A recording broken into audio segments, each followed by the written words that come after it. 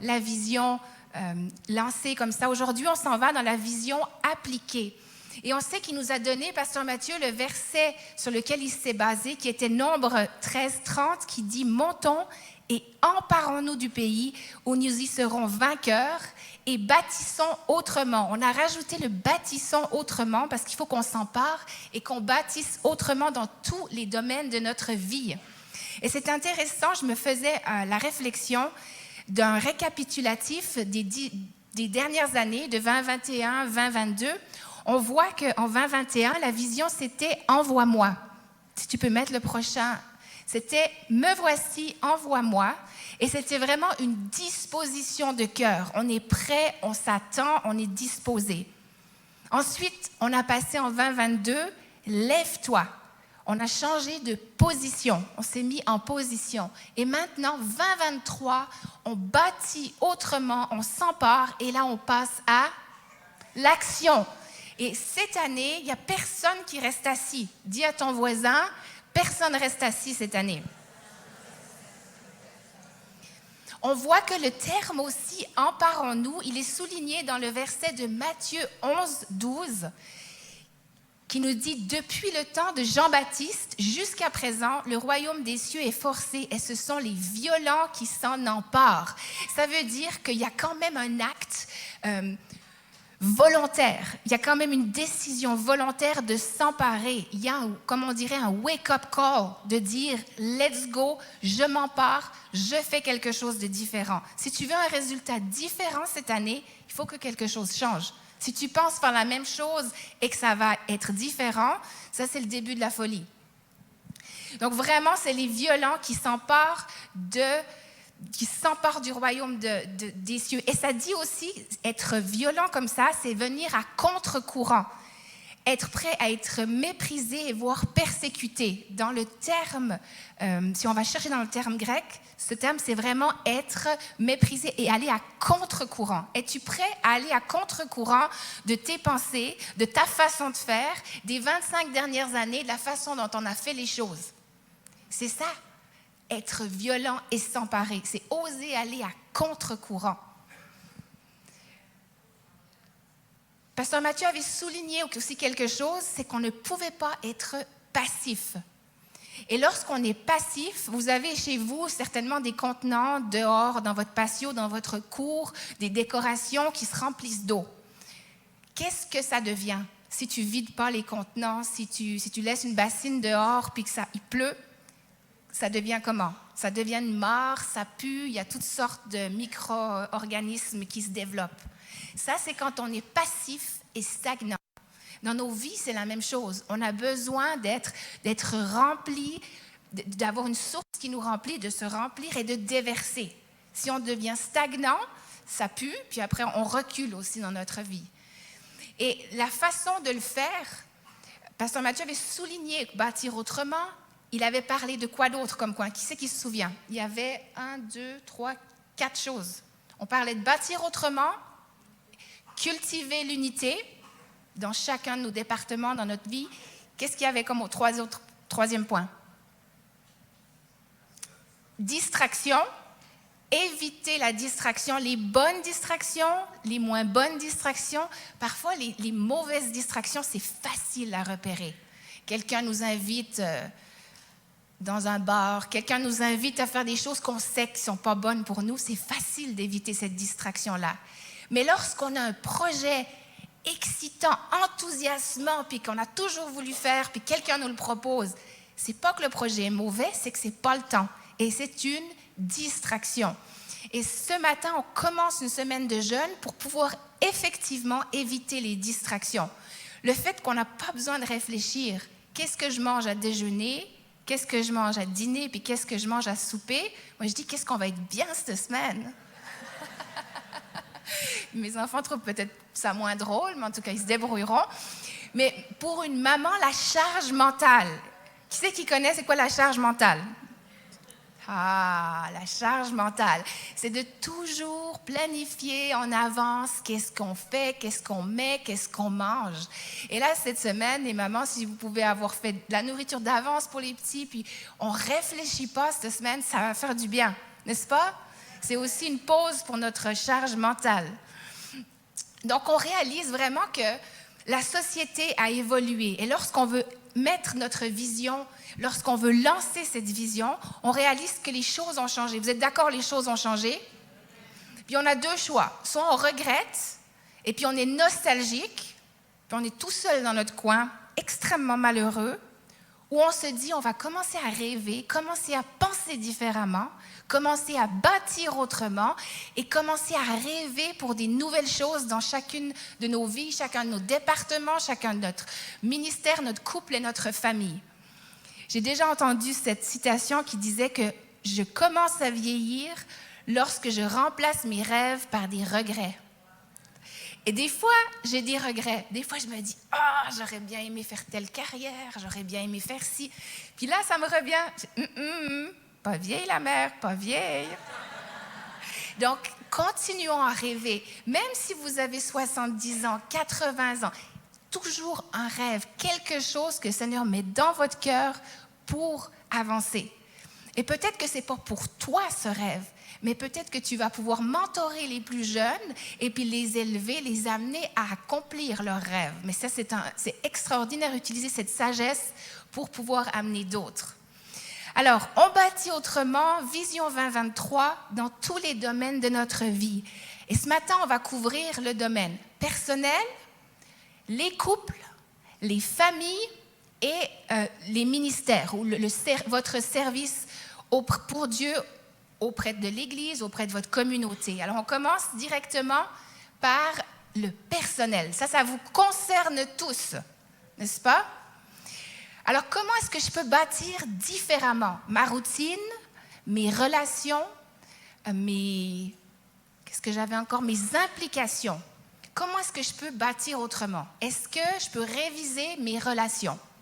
Qu'est-ce qui m'amène plus proche de Dieu? Qu'est-ce qui me motive? Qu'est-ce qui me remplit? Quelles sont les relations qui me vident, qui m'épuisent et qui me tirent en bas? Ça, c'est bâtir autrement. On révise ce qu'on fait. Aussi, on révise nos routines. Est-ce que je change quelque chose pour avoir un nouveau résultat? Ça, c'est pratique. Ça se met en pratique dès ce soir, dès demain matin. Mes implications aussi. Est-ce que je peux changer mes implications? Ça fait 18 ans que je suis dans un ministère, puis je trouve que j'ai perdu un peu la motivation. Est-ce que j'explorerais pas quelque chose d'autre? Puis je fais une transition, puis je m'implique à fond dans quelque chose d'autre. Ensuite, personnellement, on peut devenir un mentor, mais avant tout, être mentoré. Puis vous allez m'entendre cette année, je vais taper sur le clou par rapport à ça, parce qu'on a découvert la puissance du mentorat personnel, chacun de nous, et en couple aussi. On a un couple qui nous mentor, mais c'est puissant. Avoir quelqu'un qui peut parler dans votre vie, avoir quelqu'un à qui tu peux tout dire, avoir quelqu'un qui te pousse et qui te rend redevable, ça n'a pas de prix. Donc, je vous encourage, vision personnelle cette année, être mentoré. Et puis, il y a aussi un aspect pratique. Vous avez déjà fait on appelle ça en anglais un vision board, où c'est un tableau de ta vision pour l'année.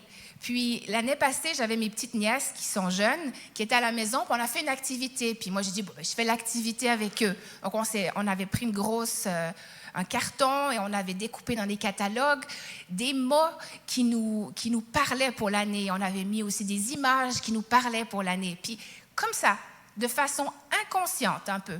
Moi, j'ai joué le jeu avec les filles et j'ai mis une photo d'une belle cuisine, c'était un rêve, j'ai changé le salon, j'ai mis des mots comme énergie, backup plan, des choses.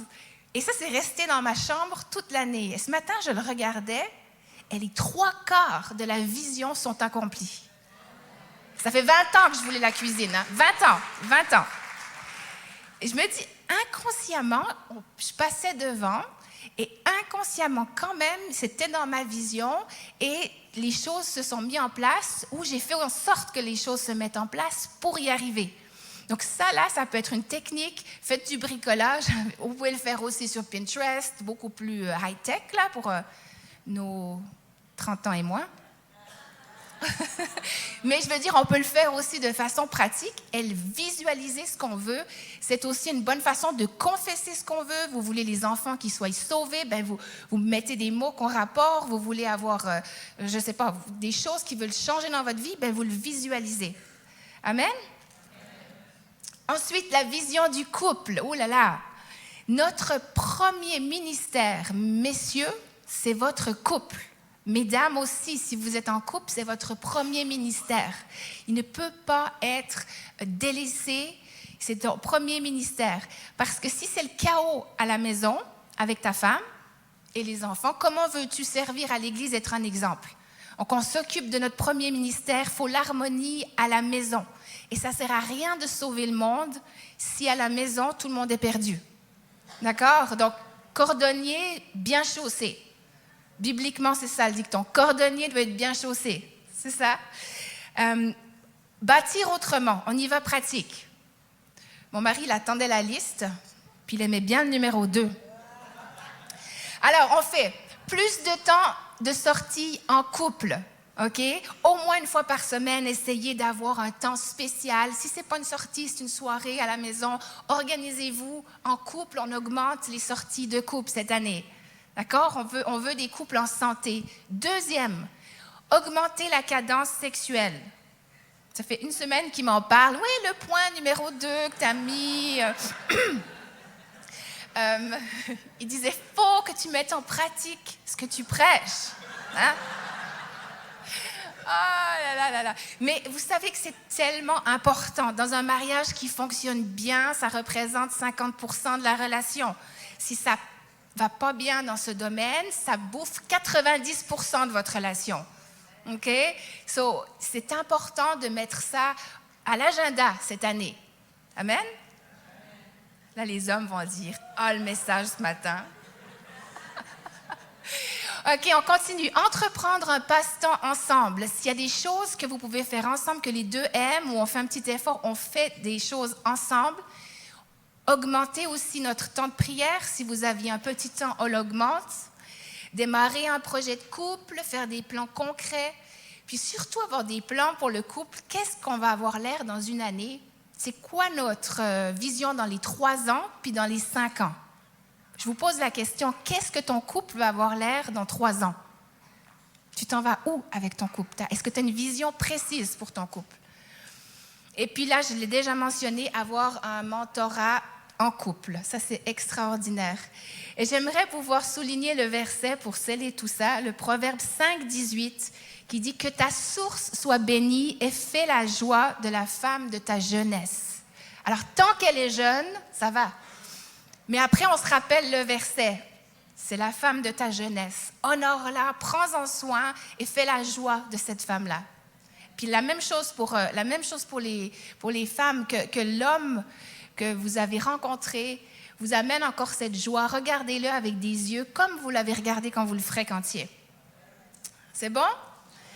OK, on continue avec la famille. Qui sait ici a des enfants? Alors, l'important d'avoir un plan pour notre famille, avoir un plan concret aussi à 3 ans, à 5 ans, qu'est-ce qu'on veut pour notre famille? Et là, des petits trucs pratiques, parce que vous savez que moi, j'aime bien qu'on puisse sortir d'ici, puis changer des choses dans nos vies. Alors, en famille, on ose rêver, on fait des plans concrets, que ce soit des plans, des projets, des vacances, on met des sous de côté, on fait des levées de fonds, on part quelque part. Ça rassemble la famille. Aussi, augmenter le nombre de repas assis. Vous savez que ça, c'est un fléau. Essayez d'avoir tout le monde à table en même temps. Quand ils sont petits, ça va. Quand ils arrivent vers 15-16 ans et qu'ils peuvent travailler, ça devient compliqué. Mais saviez-vous que même les statistiques le soulignent, que si tu as plus de 3 ou 4, je pense, repas par semaine assis en famille, les notes à l'école des enfants augmentent. C'est aussi simple que ça, parce qu'il y a une connexion. Les parents, vous savez ce qui se passe dans la vie de vos enfants, ils se sentent soutenus, il y a un certain soutien. Donc, si c'était même rajouter un repas, c'est pratique, on bâtit autrement cette année. Ensuite, des sorties, des cinémas, que ce soit aussi planification intentionnelle de la semaine avec un temps de dévotion. Alors ça, mes enfants, ils aimaient beaucoup quand je disais... on s'asseye ensemble, Pasteur Mathieu, il sortait un principe biblique où on échangeait, ça c'était quand ils étaient plus petits. Puis il y a aussi le conseil de famille. Quand on appelle un conseil de famille, c'est que c'est sérieux. C'est sérieux, mais écoutez, au lieu que tout le monde soit toujours partout, là on dit qu'on s'asseye, on a quelque chose à partager, puis ils sont réceptifs, on leur demande leur avis. On n'est pas là pour leur dire quoi faire, mais on partage, puis on vient à un consensus ensemble. Ça va vous aider. Si vous ne l'avez jamais fait, essayez-le cette année. On peut faire aussi des temps sans électronique. Là, ils vont me haïr. C'est-à-dire de dire, OK, à l'heure du souper, là, les téléphones, c'est posé sur le côté, on ne veut rien avoir à table. Hein? Ça, là, il faut qu'on mette, en tant que parents, nos pieds à terre. Puis nous aussi, on est coupables. Mais avoir des journées ou des soirées où dire, OK, on fait des jeux de société, on fait autre chose, mais on laisse nos cellulaires ou nos téléphones portables de côté. Ça, on bâtit autrement et on reconnecte avec nos enfants. On va essayer aussi de ne pas se laisser vivre, juste se laisser vivre, mais vraiment planifier intentionnellement nos semaines et continuer à développer des bonnes relations avec nos enfants. Parce que vous savez, les papas qui sont ici, la façon dont vos garçons et vos filles vous regardent, la façon dont vous exercez l'autorité sur eux ou elles, ils pensent que Dieu est comme vous. Alors, je laisse la réflexion descendre. Quelle autorité, quelle image de Dieu est-ce que tu montres à ton enfant? Est-ce que c'est une image où tu lui donnes de la grâce? Est-ce que tu es hyper autoritaire? Il n'osera jamais venir se confier. Il va calquer sa relation avec Dieu sur l'expérience qu'il a avec toi. Donc, en tant que papa, réfléchissons à l'impact qu'on va avoir sur nos filles et nos garçons. Et le verset pour souligner, pour la famille, on va le trouver dans Josué 24, 15, qui dit « Et si vous ne trouvez pas bon de servir l'Éternel, choisissez aujourd'hui qui vous voulez servir, ou les dieux que servaient vos pères au-delà du fleuve, ou les dieux des Amoréens dans le pays desquels vous habitez. Mais moi et ma maison, nous servirons l'Éternel. » Et ça, c'est dans nos maisons. Ça, les papas et les mamans, c'est dans nos maisons. C'est nous qui mettons le pied à terre. C'est dans ma maison. Il y a des choses qui rentrent. Et dans ma maison, il y a des choses qui ne rentrent pas. Parce que cette maison, elle sert l'Éternel. Amen. C'est à vous. C'est vous qui faites qui mettez aussi les barrières de ce qui rentre et ce qui ne rentre pas. Passons plus loin. Là, on s'en va dans le ministère dans lequel je sers ou mon service. J'aime moins dire mon ministère. J'aime plus dire le service, mon service au sein de la maison de l'Éternel. Vous comprenez, il y a une différence. Il y a une différence parce qu'on peut s'approprier quelque chose, se valoriser, puis ensuite on s'identifie. Ou alors on peut garder cette attitude d'humilité où on dit c'est mon service auprès de la maison de l'Éternel. OK? Et cette année, pour tous ceux qui servent, qui c'est ici qui ont leur nom sur l'horaire, qui servent de façon concrète une fois par mois ou qui ont une tâche précise? Regardez autour de vous, il y a beaucoup de gens qui servent. Et cette année, le but, si tu peux mettre l'autre image du Planning Center, si tu peux mettre juste, voilà. Cette année, le but et la vision pour les ministères, c'est que tout le monde utilise l'application Planning Center. L'équipe d'administration va être contente avec moi ce matin parce que beaucoup de gens ne l'utilisent pas. C'est une application où on coordonne tout le monde. Les noms de tout le monde sont aux positions. On confirme. On peut dire, OK, non, je ne suis pas capable de le faire. On voit qui c'est qui est en service. C'est excellent. Si tu es en service, tu ne sais pas de quoi je parle, va voir ton chef de département, il va t'expliquer. Mais cette année, on fonctionne tous avec l'application du Planning Center. Amen? Excellent. Et puis, ça, c'était le point que je voulais amener par rapport au Planning Center, mais par rapport à ton ministère. Si, par exemple, tu es placeur, deviens tellement attentif, tellement à la pointe, tellement alerte, qu'on doit te confier une équipe. OK? Si tu étais placeur dans une équipe, deviens tellement alerte qu'on te confie une équipe. Si tu es un musicien à la maison, tu aimes gratter ta guitare, tu as les talents, prends des cours, rejoins l'équipe de louange. Si tu es caméraman, deviens réalisateur. Cette année, on bâtit autrement. Dis-le, cette année, je bâtis autrement. Si tu aimes les réseaux sociaux puis que tu as l'œil artistique, Il faut avoir l'œil artistique. Tu rejoins l'équipe des médias, tu te joins à une super équipe de jeunes dynamiques qui font la production, qui montent tout ce que vous voyez sur les réseaux, qui font vraiment un beau travail. Mais on a une toute petite équipe, on aimerait l'agrandir. Donc, tu viens me voir après, puis on s'organise. OK? Si tu as de la compassion, ben, tu rejoins aussi l'équipe de compassion. D'accord? Cette année, tout le monde s'engage. Et ça, on va le baser sur le verset de Jean 2, 17, qui nous dit... On parle des disciples de Jésus qui disent « Ces disciples se souvinrent qu'il est écrit « Le zèle de ta maison me dévore ». Quand est-ce que la dernière fois que le zèle de la maison de l'Éternel t'a dévoré, t'a dérangé au point, dit, je ne peux pas laisser mon pasteur debout sur un échafaud tout seul, il faut que j'y aille. Et cette année, miracle, c'est arrivé. Il y a quelqu'un qui s'est levé, qui a dit, c'est pas vrai qu'il va aller dans les échelles, moi je vais prendre sa place. Donc c'est ce zèle, c'est ce côté de dire, je prends à cœur les choses. Il y a un papier qui traîne, c'est ma maison, c'est pas juste un bâtiment. Je le ramasse parce que c'est comme chez nous. C'est comme chez vous ici, tu en prends soin comme tu prends soin de ta belle maison. Et si on prenait tous à cœur la maison de l'Éternel, vous imaginez jusqu'où on peut aller. Et j'ai un exemple, je ne sais pas s'il est là. Ernest, est-ce qu'il est là ce matin? Ah, c'est pas le... Ernest, c'est un homme, ça fait à peu près 3 ans qu'il est avec nous. Il est arrivé ici et il a vu qu'il y avait un problème majeur dans le stationnement. Qui c'est qui savait qu'il y avait un problème majeur dans le stationnement? On a essayé, on a mis des gens, en tout cas, c'était compliqué. Il a vu le problème. Il a dit, « Pasteur, je peux te dessiner des lignes par terre, puis on parque tout le monde. » J'ai dit, « Ah oui, ça fait depuis 2008 qu'on a ce problème, qu'on a révisé le dossier, qu'on a fait des prix, qu'on a essayé, puis qu'on a vraiment réfléchi. » Et il a dit, non, c'est faisable. Il a fait un plan, il a dessiné, il a demandé l'autorisation, il a fait un devis, on lui a donné le OK. En 2 semaines, il a fait par lui-même, avec 1 ou 2 personnes qui l'ont aidé, il a eu l'idée, il a fait le plan, il a initié, il a bâti autrement. Et Ernest, si tu me regardes, je veux vraiment te remercier et t'honorer ce matin, parce que à cause de lui, vous pouvez vous stationner droit, vous êtes en sécurité, les pompiers peuvent accéder. On a réglé un problème majeur, mais ça prenait un homme. Un homme.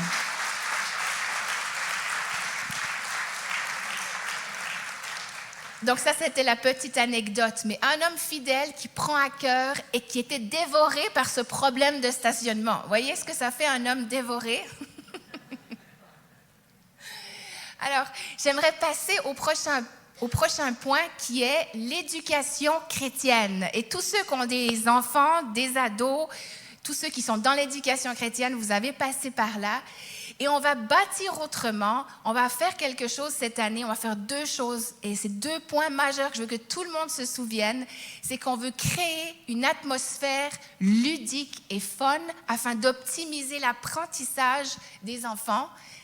Être créatif et pratiquer la présence de Dieu. Ça va être différent. On veut que nos enfants puissent aller dans des classes, qu'ils n'ont pas l'impression qu'ils sont à l'école. Parce qu'ils sont à l'école 5 jours semaine. Et quand tu dis à un enfant, tu as congé samedi, dimanche, on retourne à l'école, ça devient compliqué. Et beaucoup d'enfants, peut-être pour eux, il y avait comme une réticence. Mais là, on veut développer une éducation chrétienne et on aimerait l'appeler éducation chrétienne au lieu d'école du dimanche, pour qu'on puisse bâtir autrement, que les enfants soient aussi ouverts, qu'ils puissent s'amuser en apprenant. Parce qu'un enfant qui est joyeux, qui peut s'amuser, est très ouvert à absorber ce qu'on veut leur enseigner, n'est-ce pas? Donc, on va créer cette atmosphère de différentes façons. Vous verrez que ce sera complètement différent. On a déjà commencé, ça a déjà commencé à être fait où les enfants sont assis par terre au lieu d'être assis en arrière des tables comme à l'école. On veut des leçons d'objets pratiques, des expériences de sciences, du théâtre, des marionnettes. Et on va aussi intégrer les enfants avec les besoins spéciaux dans les classes régulières avec des éducateurs. Donc, si vous êtes passionné par l'éducation chrétienne, si vous êtes passionné par l'éducation aussi avec les besoins spécifiques, vous venez voir Redna ou Magali, qui est assise en arrière, si tu veux faire signe, Magali ou Redna, faites signe. C'est des femmes extraordinaires qui tiennent les classes et qui vraiment ont un super programme chaque semaine, mais on a besoin de renforts. On a besoin de gens motivés qui sont prêts à être là, puis à prendre des enfants, puis à les amener aussi à goûter la présence de Dieu. On apprend, mais on goûte cette présence de Dieu de façon hebdomadaire. OK? Donc ça, c'est vraiment la vision pour l'éducation chrétienne. Donc en gros, on va s'éloigner de la salle de classe traditionnelle et on apprend en s'amusant. Ensuite, on va toucher chaque groupe. Donc vous allez tous vous retrouver. On s'en va avec la jeunesse. Ça, c'est Génération Réveil. Où sont nos jeunes 12 à 18? Ouh! Ils sont restés au lit ce matin. Bon, j'espère qu'ils sont en ligne. Alors, on a une équipe corps qui est motivée avec David et Ilunga, puis toute son équipe. Ils vous font un programme tous les vendredis soirs, 19h30, pour vos 12 à 18 ans. Ils ont des objectifs qui sont super clairs, pertinents, et ils vont accompagner vos jeunes à cheminer. Ils vont les connecter à Dieu, ils vont répondre à leurs questions existentielles, et ils vont aussi être un peu comme des mentors. Ils vont leur trouver du mentorat afin que vos jeunes puissent grandir. Maintenant, ça vient la responsabilité. Qui sont les parents des 12 à 18? Il y en a pas mal. Ça, c'est votre responsabilité de les amener à la jeunesse. Vous autres, vous semez, comme il avait dit, et puis les responsables jeunesse, ils arrosent. Mais il faut que vous les ameniez et qu'on les retourne. On peut faire aussi s'arranger avec les transports pour que ce soit plus simple. Mais il faut que nos jeunes soient là le vendredi soir si vous voulez qu'ils soient aussi transformés. Si vous voulez qu'ils puissent rencontrer d'autres jeunes qui ne se sentent pas seuls, venez les amener le vendredi soir. Et il y avait une image, voilà, ça c'est les noms, ils sont sur les réseaux sociaux, vous allez recevoir des courriels aussi les parents, mais ça c'est leur page si vous voulez prendre des photos, leur page Facebook et Instagram. Ensuite, on continue les jeunes adultes. Là, il devrait y en avoir plus. Les 18 à 30, ils sont où? Bon, excellent. Les jeunes adultes, on a Charles et Véronique qui supervisent un groupe de quasi 100 jeunes adultes. Sur la page Instagram, Facebook, c'est une centaine qu'on a. Vous êtes beaucoup, vous faites la majorité à l'église, les 30 ans et moins, et vous faites un travail extraordinaire. Et chaque 2 mois, vous avez une activité. D'ailleurs, il y a une activité le 5 février, vous avez vu dans la chambre haute à 12h30, ils font des sorties, des implications communautaires, ils participent au projet de l'Église, ils soutiennent ce qu'on fait aussi avec leurs bras, leurs ressources, leurs connaissances, ils font aussi des sports, tout ça dans le but de connecter et grandir. Et ça, c'est aussi leur nom. Facebook et Instagram. Ceux qui ne sont pas jeunes adultes 30 ans et moins, tu veux joindre leur Instagram. OK? Ajoute-les tout de suite, comme ça tu vas savoir qu'est-ce qui se passe avec le groupe jeunes adultes. Ensuite, ce n'est pas le moindre, on a le groupe Connexion. Ça devrait concerner tout le monde. Qui c'est qui est dans un groupe Connexion ce matin? Et là, je suis fière de vous. Wow! Excellent! Groupe Connexion. Si tu n'es pas dans un groupe Connexion, quand j'ai fini la section, tu vas voir comment t'inscrire. Mais groupe Connexion, on a plus de 35 groupes dans la région d'Ottawa-Gatineau. Si tu vas en ligne, Église Le Centre, sur Multimédia, tu vas voir la carte des groupes et tu vas voir où ils sont situés. Tu peux t'inscrire dans un groupe.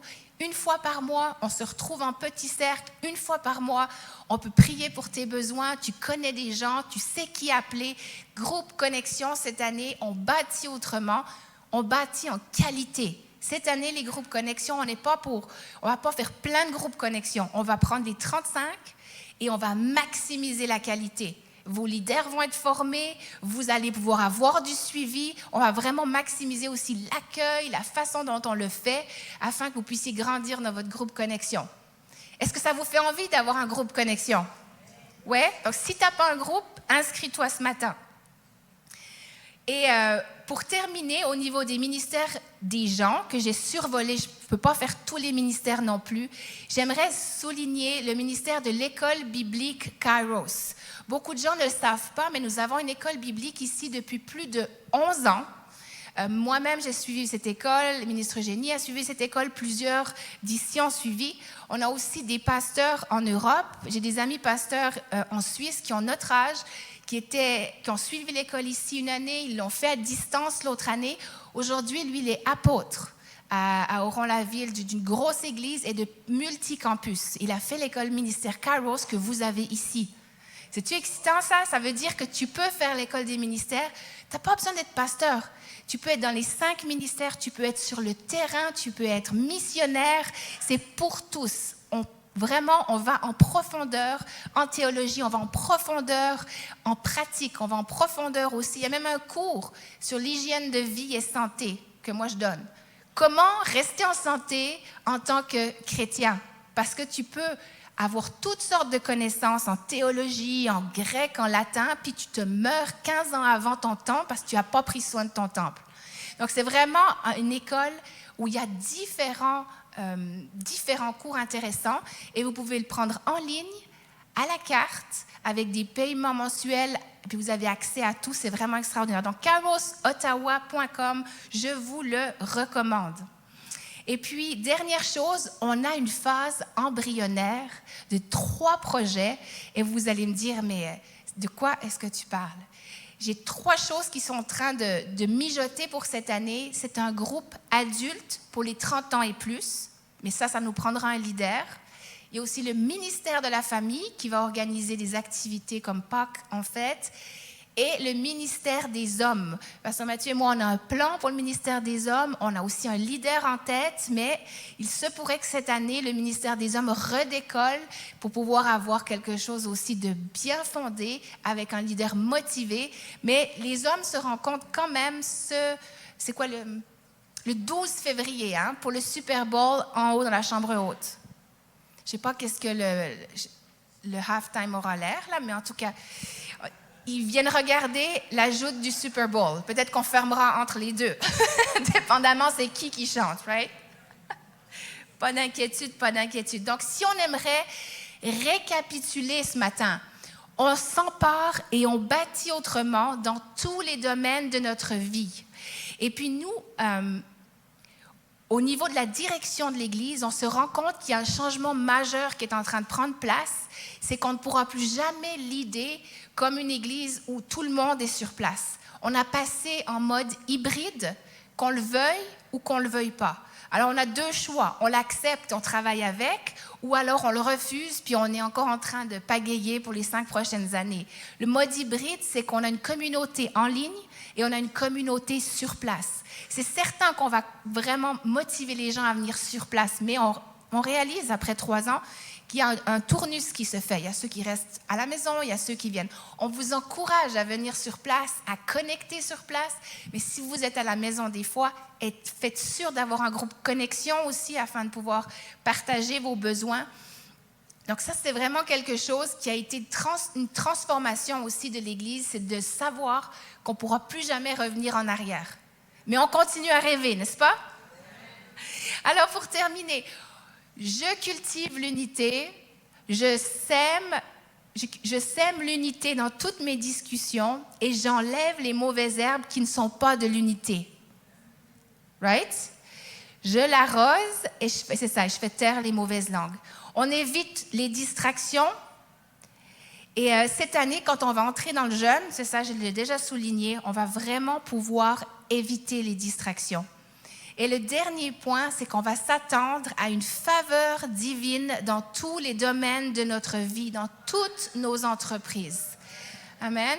Si vraiment on s'aligne à ce que Dieu veut faire dans ton église, dans ta vie personnelle, dans ta famille, dans ton couple, puis que tu es vraiment dans le blueprint de ce que Dieu veut faire pour toi, la faveur, elle te court après. C'est pas possible autrement. Elle te court après. Et tu te dis, Seigneur, j'ai un chèque qui arrive dans le courrier. Waouh, il y a eu un rabais de tel truc, ça me revient. Merci Seigneur. Vous allez voir, la faveur va vous courir après. Donc, on va rentrer dans ce temps aussi de jeûne et prière. Et j'aimerais pouvoir juste faire une petite parenthèse parce qu'on a eu des questions par rapport au jeûne. Et quelqu'un m'a posé la question récemment. Et pasteur, qu'est-ce que tu penses du jeûne à sec? Moi, je dis, à sec? Mais t'es malade! C'est terrible, pas d'eau. Puis après, j'ai été faire ma recherche, puis oui, effectivement, c'est quelque chose qui se pratique, mais un maximum de 2 jours, et vous devez l'avoir fait à l'eau prolongée avant. On ne fait pas un jour, on mange, après on fait 3 jours à sec. Non. À sec, c'est vraiment ton médecin est correct, tu n'as pas de problème de santé, tu as déjà fait un jeûne à l'eau, tu peux tranquillement te préparer, il faut savoir comment. Si vous ne savez pas comment, allez demander à Eugénie, elle va vous le dire. mais ça existe. Ensuite, il y a le jeûne à l'eau seulement. Il y a le jeûne aussi avec les fruits et légumes comme Daniel. Tu peux jeûner aussi de tout ce qui est distraction électronique ou autre. Il y a différentes façons de jeûner, mais on fait un sacrifice et on prend ce temps pour aller dans sa présence. N'est-ce pas? Donc, c'est vraiment le côté jeûne, c'est vraiment le côté je me mets à part, je me sacrifie certains plaisirs pour pouvoir passer du temps dans sa présence. Amen? Est-ce que, par rapport à ce que j'ai partagé ce matin, est-ce qu'il y a des choses qui sont montées dans votre tête, que vous avez dit, oui, alors ça, je veux changer, ça, je veux... Notez-le. Notez-le si vous voulez le mettre en pratique. Faites un tableau de vision s'il faut avec, mais changez quelque chose afin que cette année, vous puissiez voir des résultats qui sont aussi différents.